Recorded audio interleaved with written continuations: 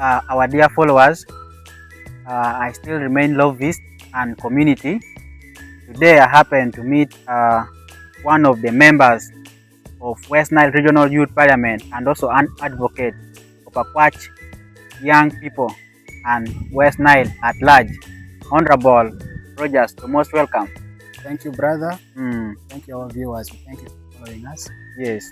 Mr. Honorable Rogers, when you look at some of the challenges the young people of Akwach and West Nile at large is going through, teenage pregnancy and high school dropout is still a challenge to deal with. What is your take on this? Yeah, well, first of all, my name is Honorable Rogers Yes. of Oiroth, as he has mentioned.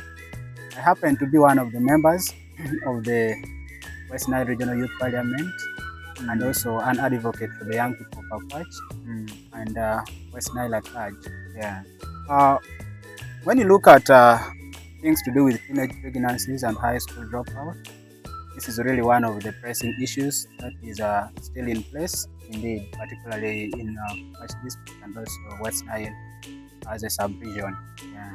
Now, when you look at the whole of the population in West Nile stands at around 2.3 million. That's as per the report from Uganda Bureau of Statistics, that is 2024.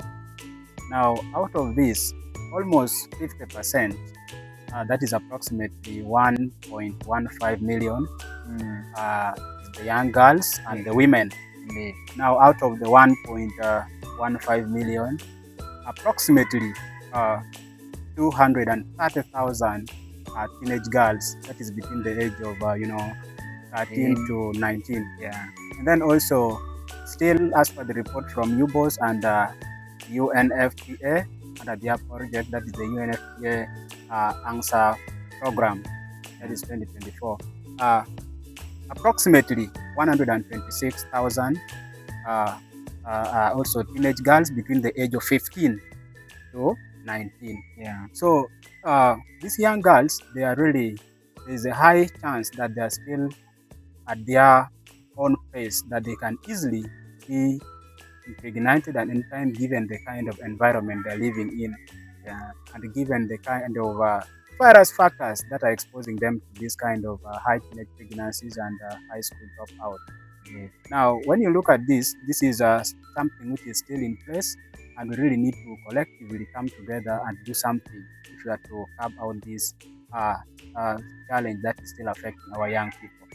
Our young people at their tender age, you can imagine the age of 13 to 19, these young girls are supposed to be at school. Then out of this, when you look at the rate of teenage pregnancies, as per the report from the West Nile District Health Report, that is 2023-2024, the West Nile District Health Report, it gives us a figure of about 6,200 teenage pregnancies in the sub-region. And also, Greater Nebbi, according to the report, Greater Nebbi is the hotspot for this. And Greater Nebbi comprises of, that is Akwach, Nebbi, and Zombo. Yeah. So teenage pregnancy is still a very big problem for us, the young people. And this is definitely leading to what we call school dropout. Indeed. School dropout is in the rise. We are really looking at something that which we will not take for granted. Our young girls are coming out of school due to various issues, due to various factors. And as an advocate, as one of the young people who is so concerned about the status quo of the young people, I've always been trying my best to move around the various communities and trying to gather my own research. And one of the factors that I have gathered that is trying to expose our young girls to some of these problems, one is about parental negligence towards these young girls. Approximately a young girl of about 12 to 13 years begins experiencing her menstrual cycle. So the moment this young girl begins experiencing this, there needs to be some kind of parental care towards them, like provision of sanitary pads, provision of sanitary pads, provision of enough funds for these young girls to keep themselves clean, provision of soaps. So there is a clue that there is kind of lack of parental care toward these girls from the parents. And what does this tell us as the young people, as the young leaders in our various offices? It means we need to begin by sensitizing our parents from the local areas, from the communities, the parishes, the sub-counties. Sensitize them about the benefits of giving parental care to our young girls. The moment they begin experience this, they are supposed to be provided with enough items like the sanitary pad, the soap, the pants to keep themselves clean. Just imagine if you're not providing all this to your young girl, if you're a young girl of around the age of 12, 15 there, just imagine you're not providing all this and the girl is undergoing this body change. So what do you expect to run into the mind of this young girl? Definitely this young girl will begin thinking of going outside, getting a boyfriend, getting a lover who will at least be providing her with some 2,000, 3,000, which you can use to buy pants, you can use to buy sanitary pads for herself. Indeed. So we need to rise up to the occasion as the young leaders. We need to sanitize our parents. The government, you need to intervene. And if possible, at least there should be provision of sanitary pads to our young girls, maybe at school, something of such a kind. That is really true, Honorable Rogers. Now, if I may ask you, or if I may ask you this, like, what do you think? What should we do collectively? Or the government should do to intervene and help us in this situation? Well, me as a person, the first thing we can begin doing as the youth leaders and also the government, I think first of all, in partnership with the various NGOs, the Faraja Future Foundation, we have NGOs like NGOs like the Protectors RHR, Protectors RHR, they can intervene. We have NGOs like FAD, organizations like the FAD, we have UNFPA. So they can collectively come together and hold our hands. We begin by sensitizing our parents in the various communities about the benefits of taking care of these young girls, the benefits of keeping these young girls at school and all that. I think that's how we can begin, by rising up to the occasion. Also, the government, we urge the government to come in. We need things like teen re-entry program, where the single mothers, the young girls who have already produced, or maybe the pregnant girls, can be given the opportunity to still come back to school after they have delivered. So government can help us in such programs. The government can also come in and help us with vocational trainings, where our young girls can go and attain skills in some small courses like welding, plumbing, something of such a kind, so that these young girls can be told that there is an option of getting income for themselves if they attain some kind of training and outside the community they are doing it.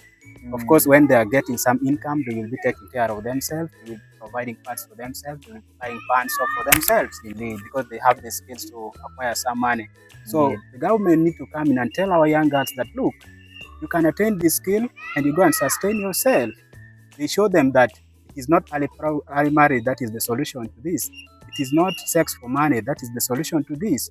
But there is a way you can attain a particular skill. You go out in the community and provide for yourself. The government can also come in and bring for us mobile clinics, so that our young girls, our young teens at school can be able to acquire sexual reproductive health information and services at school.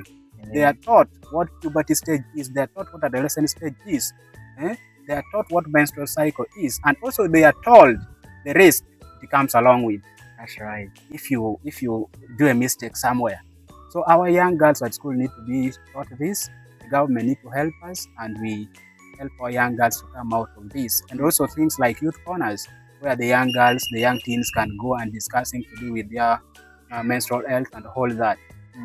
So I think that's how we can go about it. Honorable Rogers, outside there would wish to hear more from you. What is your last remark to the audience there? My last remarks, first of all, to our young teens, our young girls, early marriage is not the solution to our future. Sex for money is not what we can do to make our lives better. Let us remain at school.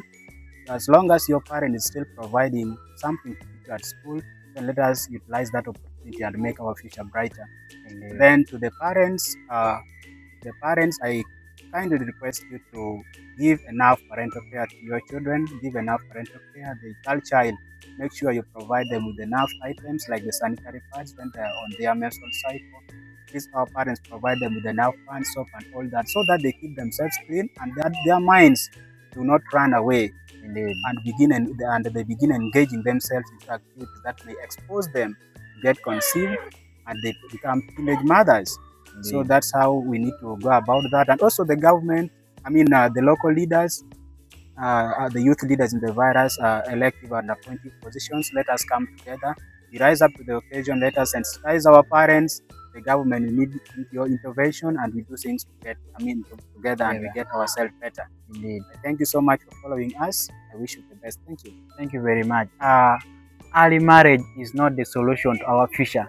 Together with Honorable Rogers, and also one of the advocates in our community. Thanks for following. Thanks for liking. For more information, we shall keep you updated. Thank you very much. Bye.